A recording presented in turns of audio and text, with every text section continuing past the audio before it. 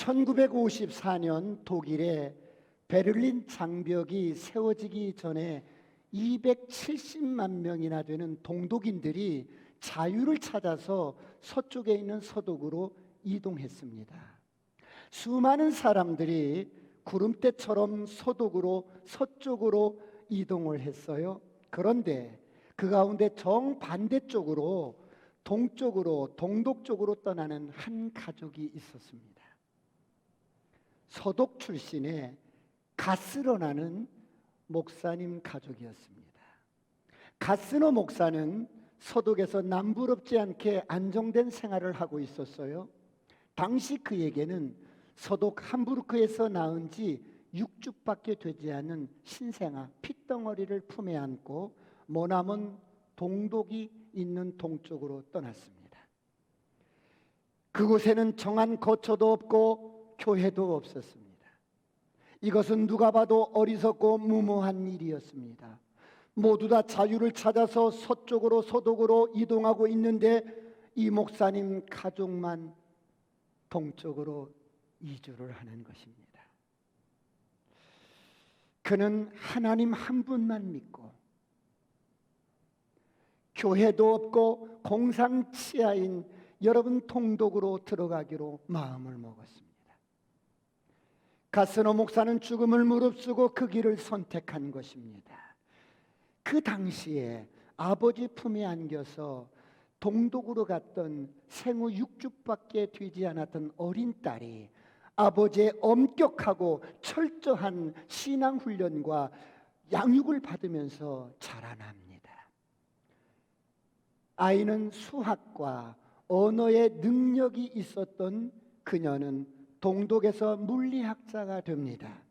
그리고 서독과 동독이 통일이 되는 과정에서 그녀는 정치에 참여하여 환경부 장관이 됩니다. 그렇게 정치에 입문했던 그녀는 2005년에 독일 총선에서 총리로 당선이 됩니다. 그리고 2017년에 사선에 성공을 합니다.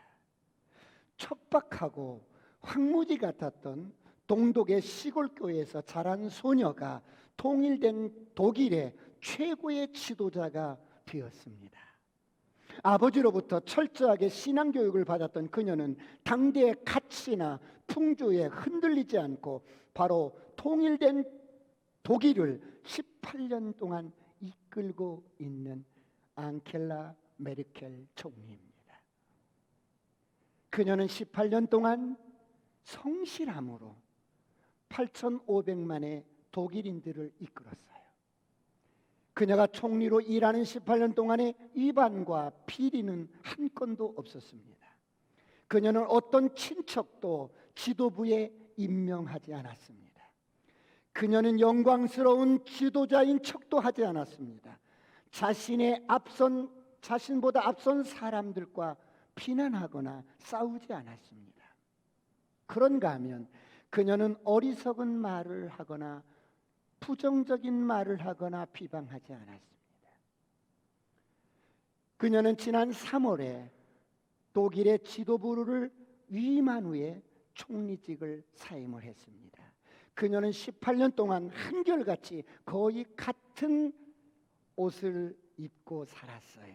그래서 기자회견에서 한 기자가 메르켈, 당신한테 한 가지 궁금한 게 있고 질문할 게 있어요. 무엇인데요? 우리는 당신이 항상 같은 옷만 입고 있는 것을 보았습니다. 다른 옷은 없나요? 그러자 그녀가 이렇게 대답합니다. 나는 모델이 아닙니다. 나는 공무원입니다. 또 다른 기자회견에서 한 기자가 또 묻습니다. 메르켈, 당신의 집을 청소하고 음식을 준비하는 가사 도우미가 있습니까? 그러자 그녀가 대답합니다. 아닙니다. 저는 그런 도우미는 필요 없습니다. 집에서 남편과 저는 매일 우리끼리 일을 합니다. 그러자 다른 기자가 묻습니다. 메르켈, 세탁은 누가 합니까? 당신이 합니까? 남편이 합니까? 그러자 메르켈은 대답합니다.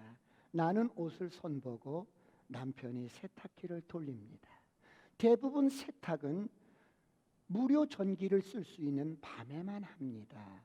우리 아파트에는 이웃 사이에 방음벽이 잘 되어 있어서 이웃에게 피해를 주지 않기 때문입니다. 메르켈 총리는 다른 시민들처럼 평범한 아파트에 살았습니다.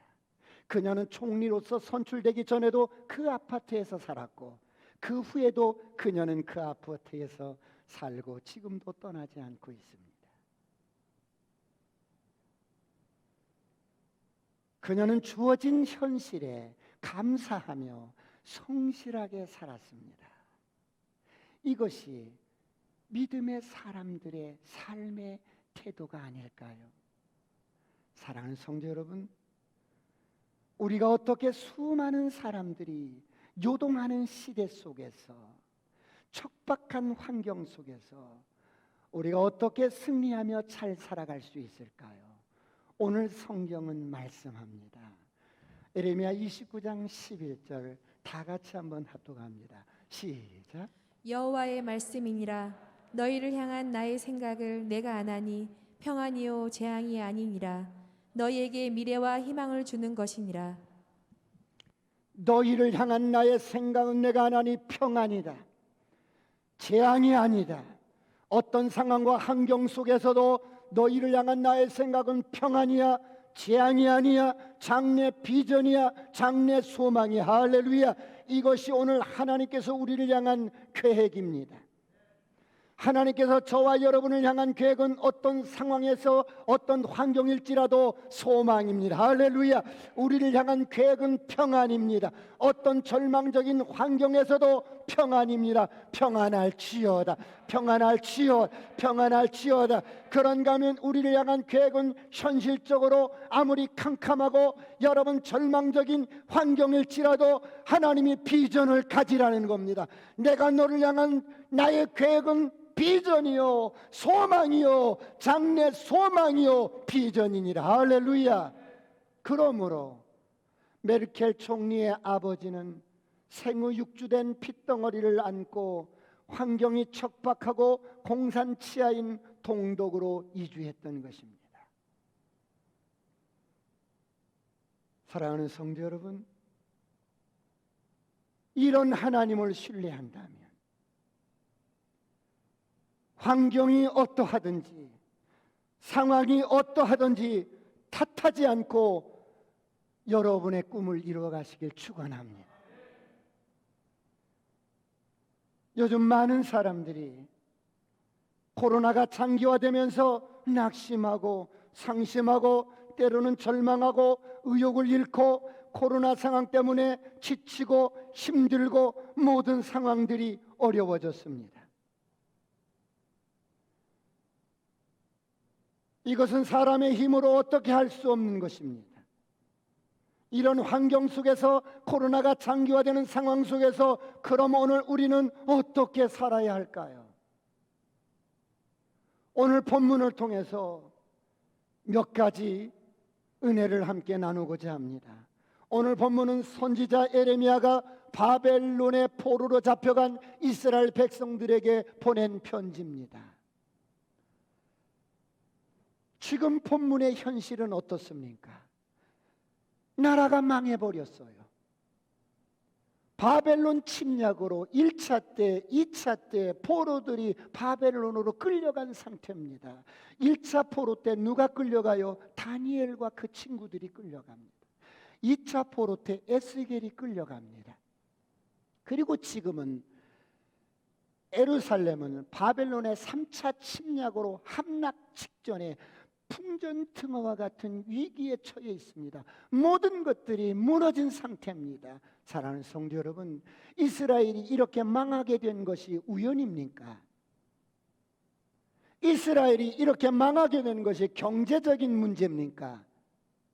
이스라엘이 이렇게 망해버린 것은 어떤 교육적인 문제입니까? 아닙니다. 이스라엘이 망해버린 것은 하나님 앞에 불순종한 불신앙의 죄 때문입니다. 하나님은 수없이 많은 선지자들을 통해서 돌아오라고, 내 백성아 방황하지 말고 돌아오라고, 돌아오지 않으면 망한다고 수없이 말씀하셨지만 이들이 불순종을 합니다. 말을 듣지 않습니다. 그래서 하나님은 너희들이 돌아오지 않으면 내가 이웃나라인 바벨론을 책찍으로 들어서 몽둥이로 들어서 너희를 치겠다고 말씀하셨습니다. 그런데도 이들이 돌아오지 않자 하나님은 말씀하신 대로 바벨론 군대를 동원시켜서 1차, 2차, 3차로 나라를 망해버립니다. 사랑하는 성도 여러분, 수많은 사람들이 전쟁 포로로 잡혀서 끌려가면서 그들은 무슨 생각을 했을까요? 야, 우리 민족이 망해버린 것은, 내 인생이 망해버린 것은 경제가 아니구나, 내 인생이 망해버린 것은 교육이 아니구나, 내 인생이 망해버린 것은 스펙이 아니구나, 내 인생이 망해버린 것은 하나님 앞에 불순종한 불신앙의 죄입니다. 처절하게 울면서 깨닫게 됩니다. 그럼에도 불구하고 이제 마지막 3차 전쟁을 앞두고 하나님께서는 지금이라도 바벨론에게 순종하고 순복하면 바벨론을 막대기로 인정하고 몽둥이로 인정하고 그들에게 순응하라고 합니다. 그러면 이런 상황에서도 살 길을 열어주시겠다고 말씀합니다. 그런데 백성들은 그 말마저도 외면하고 전쟁을 준비합니다. 그리고 이미 포로로 끌려간 사람들도 마지막 전쟁에서 이겨주어서 우리가 빨리 고국으로 돌아가기를 학수고대합니다. 고국의 상황에 모든 초점을 맞추고 있는 상황에 에레미야가 포로로 끌려간 동포들에게 편지를 보내는 것입니다. 사랑하는 성도 여러분, 인생을 살다 보면 사람들은 저마다 높은 이상을 가지고 있어요. 그런데 인생이 어디 내 마음대로 안 되잖아요. 내 생각대로 안 되잖아요. 그래서 깨져버리고 부서져 버리고 꺾어져 버린 현실 앞에 우리가 어떻게 살아야 할까요? 인생이 내 뜻대로 되지 않고 주어진 환경이나 상황이 내가 원하는 상황이 아니에요.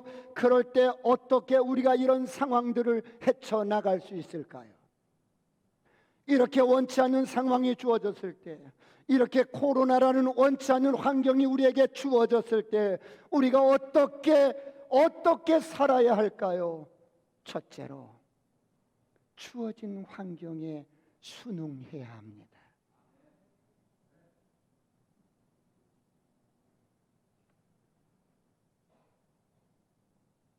오늘 예레미야 29장 5절을 다 같이 한번 보겠습니다.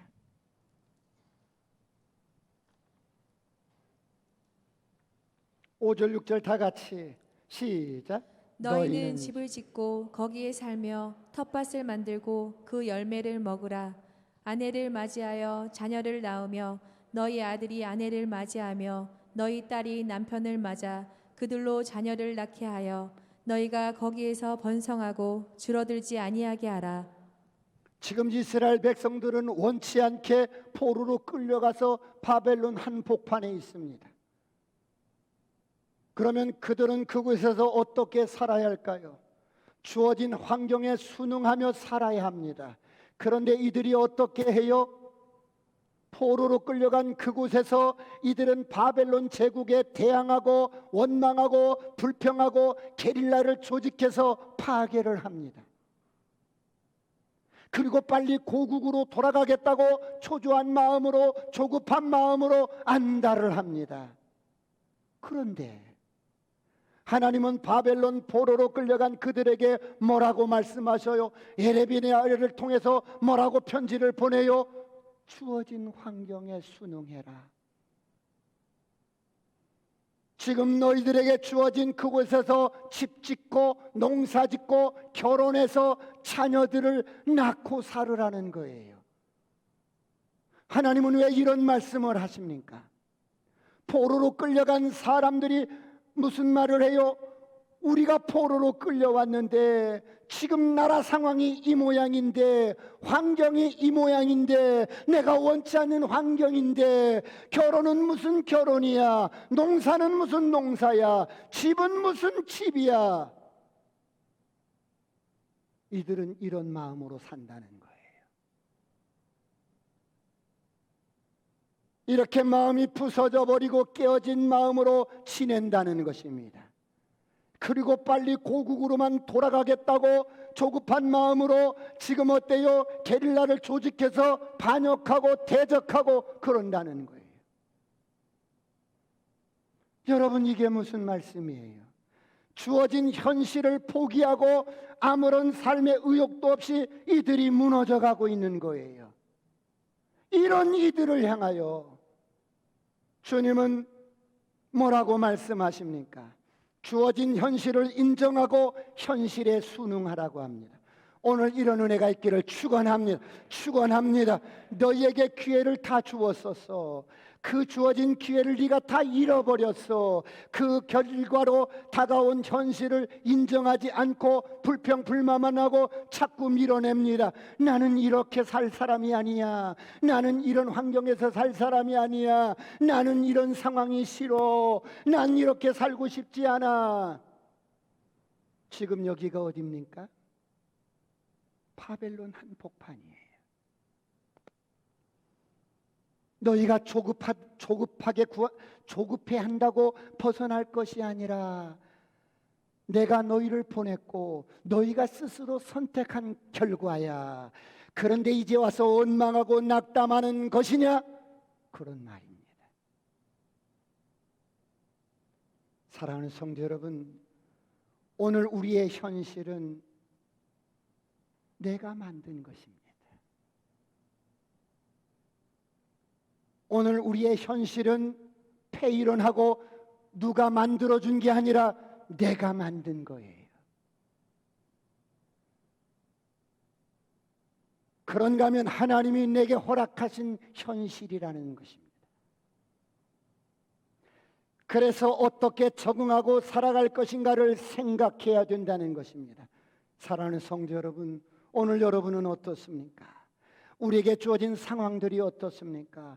코로나가 장기화되면서 모든 것들이 셧다운되고 우리의 마음과 뜻대로 일들이 안 되고 모든 것들이 안 될 수가 있습니다. 오늘 내가 바라는 현실이 기대와는 다를 수가 있어요. 나는 이런 삶을 원치 않아요. 나는 이런 삶을 꿈꾸지 않았어요. 그렇다면 이런 현실은, 이런 상황이 누구에게 원인이 있다고 생각해요? 바로 엄밀히 말하면 우리입니다. 내가 만든 거예요. 내 책임인 거예요. 그러므로 우리는 현실을 정직하게 인정하고 받아들이시기를 축원합니다. 여러분, 수많은 사람들이 어렵게 공부해서, 여러분 취준생들이 어렵게 취업을 준비해서 어렵게 시험 보고 들어갔는데 설문조사를 해보면 30% 40% 이상이 지금 다니는 직장에 대해서 불만을 갖고 있는 거예요. 사표를 내고 싶대요. 내가 이 대우받고 이 월급 받고 일할 사람이 아닌데 불만을 가지고 다니는 거예요. 여러분, 이런 마음으로 일을 하니 능률이 오를 수가 없지요. 그런데 여러분, 누가 그 직장을 가라고 했어요? 내가 간 거예요. 내가 선택한 거예요. 내가 선택한 것을 하나님이 허락하셨을 뿐이에요. 많은 우리 젊은이들이 좋은 직장에 취직하는 거, 그런 직장을 목적으로 기도하고 그런 직장에 들어갔는데 마음이 안 든다는 거예요. 왜 마음이 안 드냐고 물어보면 비전이 없다고 합니다. 여러분,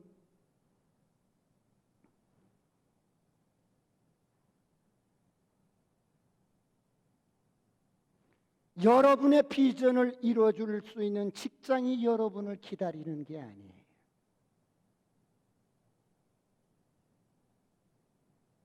여러분의 꿈이 있고 비전이 있다면 그것을 이루는 가장 지름길이 무엇인 줄 아십니까? 내가 있는 직장에서 최선을 다하여 최고가 되는 거예요. 할렐루야. 지금 내가 다니는 현실 속에서 주어진 상황 속에서 최고의 사람이 되는 거예요. 내가 지금 일하는 일터에서 꼭 필요한 사람, 가장 능력 있는 사람이 되는 거예요. 그런 사람은 어떤 사람인데요? 잠언서 22장 29절을 다 같이 한번 보겠습니다. 다 같이 합동합니다. 시작. 내가 자기의 일에 능숙한 사람을 보았느냐? 이러한 사람은 왕 앞에 설 것이요 천한 자 앞에 서지 아니하리라. 내가 자기 일에 능숙한 사람을 보았느냐? 이런 사람은 왕 앞에 설 거야. 할렐루야. 지금 내가 하는 일에 능력 있는 사람이 되시길 축원합니다. 누구라도 너를 믿어주고 추천해 줄 수 있는 그런 사람이 되는 겁니다. 좋은 환경만 원하지 말고 지금 내가 있는 환경에서 최고의 사람이 되면 그것이 바로 내가 원하는 환경으로 비전을 이루어가는 지름길이라는 거예요. 사랑하는 성도 여러분, 오늘 여러분은 어떻습니까?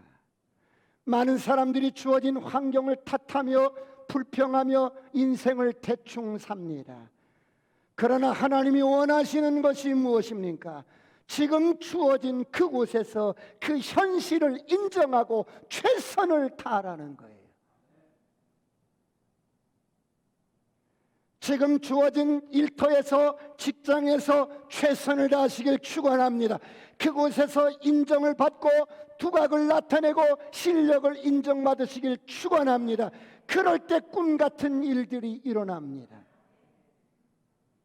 주어진 직장에서 일터에서 삶의 현장에서 최선을 다하시길 축원합니다. 지금 허락하신 사업장에서 최선을 다하시길 축원합니다. 환경에서 최선을 다하시길 축원합니다. 우리의 마음속에는 항상 더 좋은 환경을 원하고 더 좋은 직장을 원하고 더 좋은 학교를 원하고 더 좋은 사업을 원하고 더 좋은 가정을 원합니다. 더 좋은 남편이 변화되기를 원하고 아내가 더 좋은 아내로 변화되기를 원하고, 그런데 환경은 내가 원하는 대로 되지 않습니다. 그런 기대를 가지고 산다면 평생 가도 잘 이루어지지 않습니다. 만족한 환경이 어디 있겠어요? 불만스러운 현실 속에서 내가 어떻게 하느냐에 따라서 나의 현실이 기대하는 것으로 변화가 될 줄 믿습니다.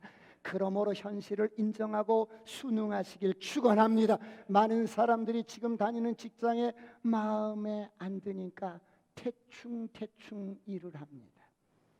여러분, 이것은 하나님 앞에 죄를 짓는 거예요. 인생을 대충 사는 것, 이거 하나님 앞에 불의한 거예요. 어느 날 주님께서 저에게 찾아오셔서 가르쳐 주신 딱 한 단어가 있어요. 그게 무엇입니까? 아들아, 네가 오늘 이렇게 사는 것, 네가 죽지 않고 이렇게 사는 것, 나의 성실함 때문이다.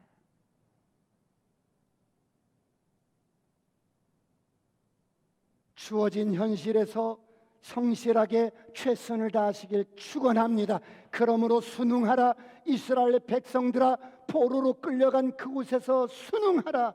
지금 너희에게 주어진 그곳에서 집을 짓고 농사 짓고 결혼해서 자녀들을 낳으라는 거예요. 안달하지 말고 조급해하지 말고 지금 주어진 현실에 순응해서 살으라는 거예요. 코로나 때문에 조급해하지 마세요. 코로나 때문에 여러분 안달하지 마세요. 코로나는 우리와 같이 살아야 할 바이러스일 겁니다. 순응해서 최선을 다해서 살아가시길 축원합니다. 영적인 일이든 직장의 일이든 주어진 현실에서 최선을 다하시길 축원합니다. 여러분, 이번에 4단계로 격상이 되는데 셀 모임도 최선을 다해서 드리고 신앙생활도 최선을 다해서 잘하시길 주의 이름으로 축원합니다. 왜 그렇습니까? 그렇지 않으면 에레미야 29장 6절을 보겠습니다. 다 같이 시작. 아내를 맞이하여 자녀를 낳으며 너희 아들이 아내를 맞이하며 너희 딸이 남편을 맞아 그들로 자녀를 낳게 하여 너희가 거기에서 번성하고 줄어들지 아니하게 하라. 지금 포로로 잡혀가서 바벨론 한복판에 있는데 거기서 집 짓고 농사 짓고 결혼해서 자식 낳고 살으래요. 그런 환경에서 원망하고 불평하지 말고 부정적인 생각을 하지 말고 네가 지쳐서 힘들어서 모든 것을 네가 그렇게 여기면 황폐해진다는 거예요. 네가 그런 환경 속에서 순응하지 못하고 원망하고 불평하면 너는 지치게 될 것이고 너의 영혼은 황폐해질 것이고 너는 번성할 수 없게 될 거야. 회복할 수 없게 될 거야. 그럼 어떻게 해야 하는가? 나에게 지금 주어진 현실 속에서 내가 적응하고 순응할 거야. 최선을 다하리라. 할렐루야. 주어진 현실에서 도망치지 마세요. 도피하지 마세요.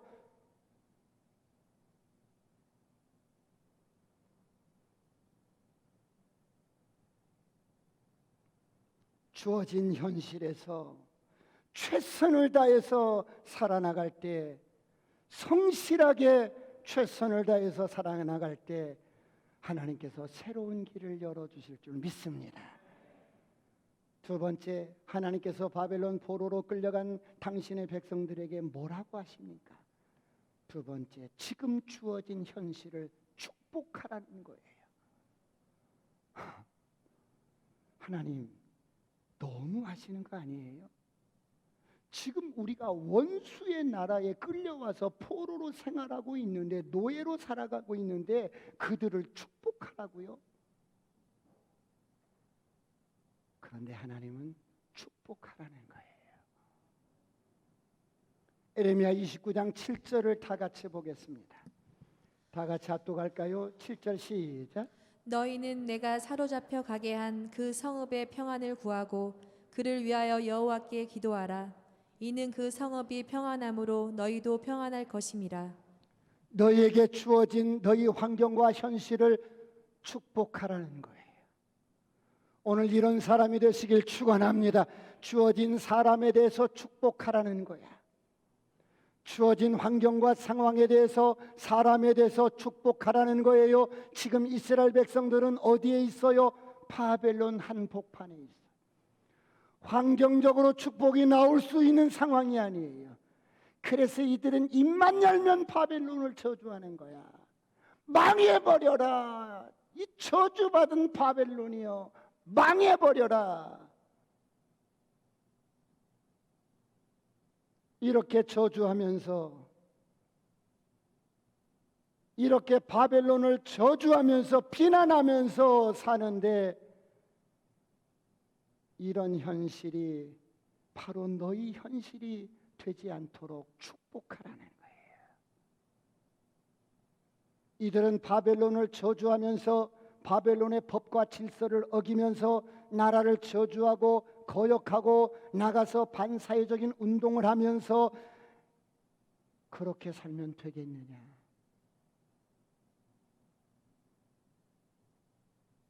그러므로 너희는 축복하라. 평안을 빌라. 내가 속한 일터를 축복하시기를 축원합니다. 여러분의 가정을 축복하시길 축원합니다. 여러분의 배우자를 축복하시길 축원합니다. 여러분의 섬기는 주인을 축복하시길 축원합니다. 여러분 다니는 직장의 CEO들, 모든 동료들을 축복하시길 축원합니다. 내가 속한 나라 바벨론을 축복하라는 거야. 이것이 너에게 주어진 현실이니라. 그러므로 난 하리라. 축복하며 살리라. 내 주변의 모든 사람들을 축복하며 사시길 축원합니다. 바벨론 나라를 축복하며 살리라.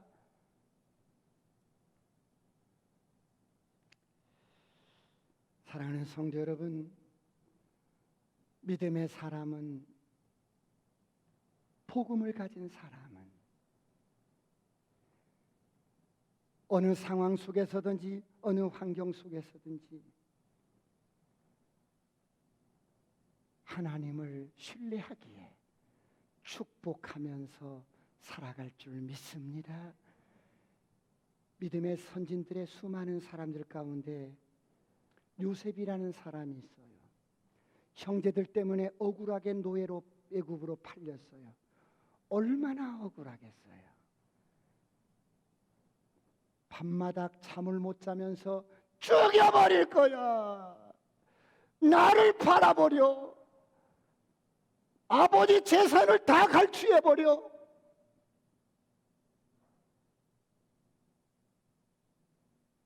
밤마다 여러분 분노에 잡혀서 막 술을 마실 수도 있고 막 살 수도 있지만 요셉은 그렇게 살지 않아요. 보디발의 집에 노예가 되어서 신세 한탄을 하는 것이 아니라, 원망하고 불평하는 것이 아니라, 주인을 저주하는 것이 아니라, 팔아버린 형제들을 저주하는 것이 아니라 최선을 다하여 주어진 환경 속에서 축복하면서 최선을 다하여 순응을 합니다. 주인이 이렇게 보니까 참 괜찮은 노예가 왔구나.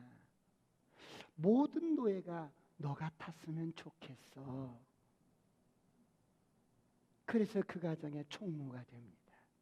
여러분, 난 주를 위해서 이렇게 할 거야. 나는 주를 위해서 이런 사람이 될 거야. 나는 이런 꿈이 있어요. 그런 꿈이 있다면 지금 주어진 현실에서, 환경에서 최선을 다하여 성실하게 여러분 순응하고 축복하며 살아가시길 축원합니다. 요즘 많은 사람들이 직장에 갈 데가 없다고 해요. 정말 갈 곳이 없어요? 사람이 없어요. 사람이. 기업에서, 회사에서 사람을 찾는데 사람이 없어요. 사람이.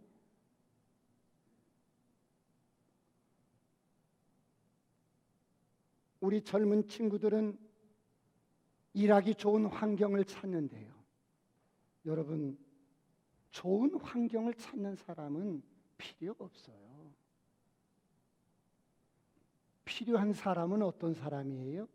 어떤 환경 속에서든지 내가 하나님을 믿고 그분을 신뢰한다면 어떤 환경 속에서든지 최선을 다하는 사람이 필요한 거예요. 그래서 이런 사람은 어디를 가든지 무슨 일을 하든지 칭찬을 받는 사람이에요. 그래서 길이 열리는 거예요. 오늘 이런 은혜가 있기를 축원합니다. 그러므로 나는 축복하리라. 지금 내가 있는 곳에서 나의 주변의 모든 것들을 축복하리라. 그것이 환경이든 사람이든 무엇이든지 나는 축복하리라. 할렐루야. 이런 은혜가 있기를 축원합니다. 사랑하는 성도 여러분, 하나님께서 바벨론 포로로 끌려간 당신의 백성들을 향하여 뭐라고 하십니까? 마지막 세 번째, 헛된 꿈에 미혹되지 마라.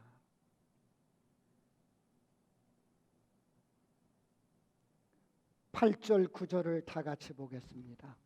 헛된 꿈에 미혹되지 마라. 8절 9절 다 같이 시작.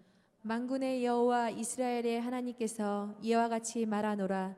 너희 중에 있는 선지자들에게와 점쟁이에게 미혹되지 말며 너희가 꾼 꿈도 고지 듣고 믿지 말라. 내가 그들을 보내지 아니하였어도 그들이 내 이름으로 거짓을 예언함이라. 여호와의 말씀이니라. 여러분, 무슨 말씀이에요? 헛된 꿈에 미혹되지 말라는 거예요. 지금 왜 이렇게 하나님께서 말씀하십니까? 많은 사람들이 조국을 떠나서 타국 생활을 하니 얼마나 조국이 그립겠어요. 무화과나무만 봐도 그리운 고향이 생각나. 소나무 한 그루만 봐도 고향 산천이 그리워진 거야. 하나님의 임재가 있던 예배드리던 성전이 그리워져요. 성전이 너무너무 그리워서 사모해서 내 영혼이 쇠약해지는 거야. 너무너무 사모하다 보니까 꿈을 꾸게 되는 거야. 여러분, 사람이 꾸는 꿈에는 여러 종류가 있어요. 내가 마음으로 아주 간절히 갈망하고 원하면 그것이 꿈으로도 나타나게 돼 있어요. 저는 그전에 너무너무 방언을 받고 싶은데 방언을 받지 못하는데 내가 너무 사모하니까 세상에 꿈에서 방언을 하는 것을 꿈을 꾸는 거야. 이런 꿈의 일종을 에로스적 환상이라고 그래요. 지금 포로로 가서 고생을 하는 그들에게 예루살렘이 꿈으로 나타날 수 있었어요. 성전이 꿈으로 나타나요. 그리운 고향 산천이 꿈으로 나타나요. 그래서 그들이 모여서 말을 합니다. 베냐민, 나 어젯밤에 꿈 꿨다? 무슨 꿈? 예루살렘 꿈을 꿨어. 성전 꿈을 꿨어. 그래? 나도 꿈을 꿨는데? 시몬, 나도 꾸었어. 나도 꾸었어. 서로가 예루살렘 꿈을 꾸었다는 거예요. 성전의 꿈을 꾸고 고향 산천의 꿈을 꿨다는 거예요. 그러자 이들은 어때요? 술렁이기 시작하는 거예요. 야, 우리가 모두 꿈을 꾸는 것 보니까 하나님께서 큰 일을 행하실 것 같아. 우리가 곧 돌아갈 계시야. 이렇게 착각할 수 있다는 거예요. 그런데 지금 바벨론 포로 생활이 몇 년으로 하나님께서 확정을 시켰어요? 70년이에요. 그런데 거기다가 거짓 선지자들이 나타나서 부추기는 거예요. 걱정 마세요, 여러분. 금방 돌아가게 될 거예요. 내 말을 믿으세요. 내가 기도해 보니까 금방 돌아갈 것 같아. 이런 소리에, 거짓 선지자의 소리에 미혹되지 말라는 거예요.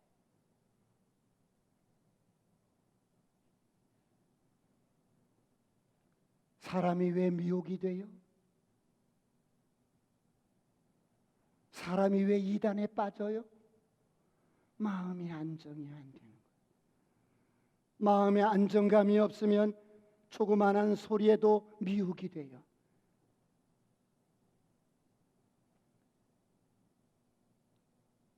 그런데 여러분, 범사에 감사하고 기뻐하고 여러분 모든 것을 축복하고 현실에 감사하고 자족하면서 그렇게 사는 사람은 미혹되지 않아요.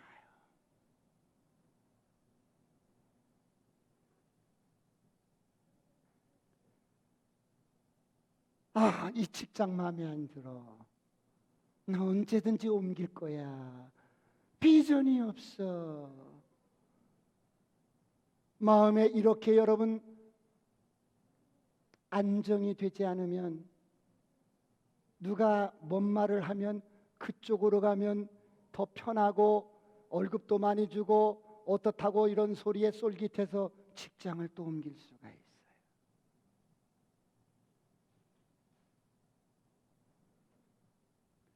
지난달이에요. 미국의 모 은행에서 전산을 담당하는 매니저가 연락이 왔어요. 수년 전에 미국에 온 한국 사람이 지질학자인데 이장철이란 저하고 이름이 한자가 달라요. 미국의 모 은행에 자기 은행에 2,500만 달러를 예치시켰대. 250억이에요. 그리고 2007년에 이라크 사태 때 이분이 사망을 했는데 상속인이 없다는 거예요. 그런데 그 사람과 내 이름이 똑같은데 한자만 다르니까 상속인으로서, 친척으로서 상속을 해주겠다는 거예요.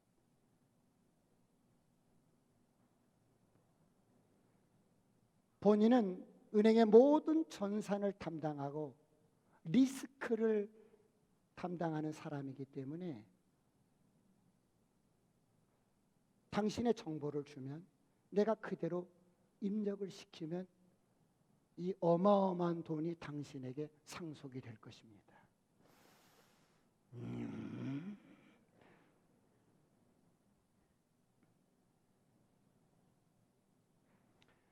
제가 어렸을 때 미국에서 어떤 사람이 이렇게 상속을 했는데 큰 거부가 되었다라 이런 소설에서 읽었던 전해 들었던 이야기가 현실로 내게도 되어질 것 같은 그런 그런 거예요. 그런데 아무리 생각해도 그 사람과 나하고는 친척이 아니잖아요. 우리 삼촌이 아니잖아요. 우리 작은아버지가 아니잖아요.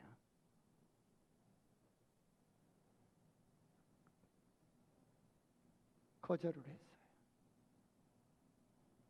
팩트가 아니잖아요. 나는 지금 충분히 감사하고 만족하고 자족하고 만약 제가 일확천금을 꿈꾸는 사람이었다면 어떻게 했을까요? 진행시켰을 거예요. 그러므로 진리가 아닌 하나님의 약속이 아닌 미혹되는 말에 넘어가지 마시길 축원합니다. 축원합니다. 여러분, 현실 속에서 언제나 우리의 성실성을 방해하는 허황된 소리, 미혹하는 소리, 유혹하는 소리, 이런 것들에 여러분 귀를 기울이지 마시길 축원합니다. 왜요? 우리 인생은 진실 속에 쌓여져 가기 때문입니다. 헛된 꿈을 쫓는 것이 아니라 하루하루 진실한 삶 속에 우리의 인생의 역사가 만들어지는 거예요. 우리가 이렇게 순응하고 살 때, 이렇게 진실되게 살 때, 현실 속에서 순응하고 최선을 다하며 축복하며 살 때 하나님은 어떻게 하신다고요? 10절을 다 같이 보겠습니다. 10절 다 같이 시작. 여호와께서 이와 같이 말씀하시니라. 바벨론에서 70년이 차면 내가 너희를 돌보고 나의 선한 말을 너희에게 성취하여 너희를 이곳으로 돌아오게 하리라. 무슨 말씀이에요? 하나님의 때가 있다는 것입니다. 물론 우리가 거기서 환경에 순응하고 여러분 모든 사람들을 축복하고 여러분 미혹되지 않고 성실하게 살다가 죽을 수도 있어요. 내가 선택한 것이었고 내가 그곳에 갔어요. 그러나 하나님은 나보다 나를 더 잘 아시고 내 미래의 계획을 갖고 계신 분이에요.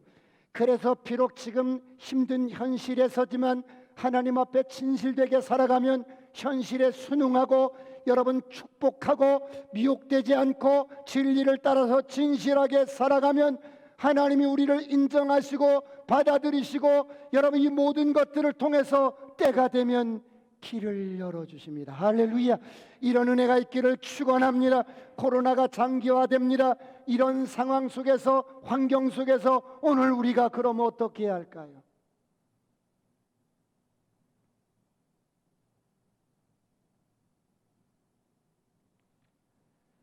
최선을 다하여 우리에게 주어진 현실 속에서 최선을 다하여 사시길 축원합니다. 직장도 최선을 다하여 다니십시오. 셀 모임도 멈추지 마시고 최선을 다하여 드리십시오. 여러분 1세기에 예수 믿어? 예수 믿는 사람 모조리 잡아 죽일 때 우리 믿음의 선배들은 여러분 카타콤 지하에 들어가서 셀 모임을 하고 지하에 들어가서 예배하고 멈추지 않았던 것입니다. 이런 은혜가 있기를 축원합니다. 오늘 마지막으로 11절을 보시고 말씀을 마무리하겠습니다. 다 같이 합독할까요? 11절 시작. 여호와의 말씀이니라. 너희를 향한 나의 생각을 내가 아나니 평안이요 재앙이 아니니라. 너희에게 미래와 희망을 주는 것이니라. 에야, 너에게 주어진 상황이 아무리 척박할지라도, 아무리 힘들고 어려울지라도, 정말 나는 진짜 싫어요. 나 정말 이런 상경 싫어. 난 진짜 지긋지긋해 싫어요.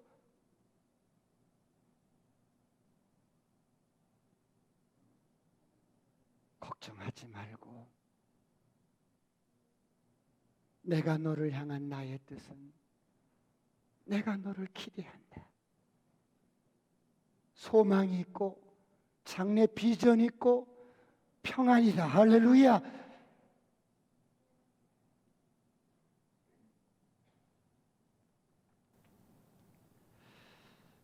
개춘할망이라는 영화가 있어요.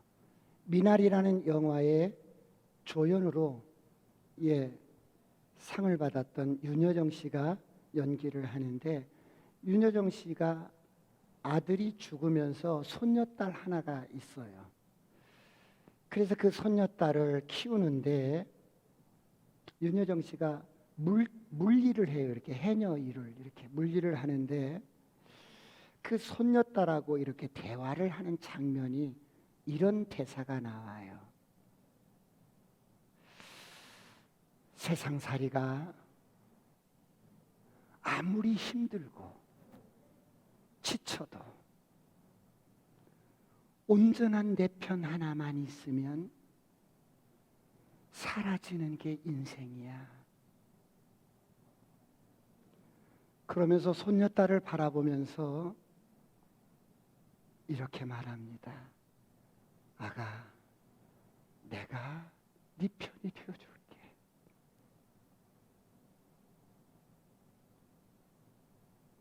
정호야, 다니엘아, 여러분의 이름을 부르면서 주님이 말씀합니다. 내가 네 편이 되어줄게.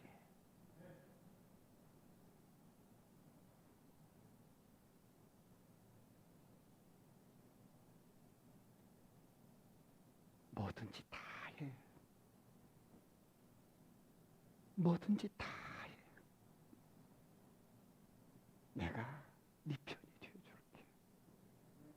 내가 너를 향한 나의 생각은 평안이고 축복이고 장래 비전이고 소망이야.